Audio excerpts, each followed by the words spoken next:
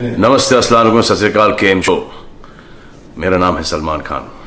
पहले तो उन सबको थैंक यू कहना चाहूँगा मैं जो कि अभी तक के काम कर रहे हैं, जैसे कि हेल्थ में काम कर रहे हैं और फिर पुलिस वाले हैं और बहुत सारे ऐसे लोग हैं जो कि have dedicated their time to corona.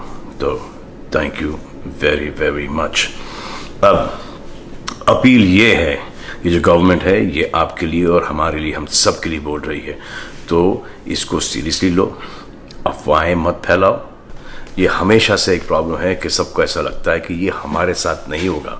ये कोरोना वायरस किसी को भी हो सकता है, बस में, ट्रेन में, मार्केट में, हर जगह।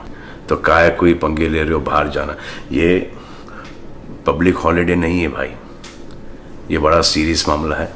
ये सब बंद करो, मास्क पहनो, प्रोटेक्ट करो अपने आप को, हाथ धो, साफ सुथरे रहो, लोगों से दूर रहो। ये सब करने में क्या दिक्कत है आपको?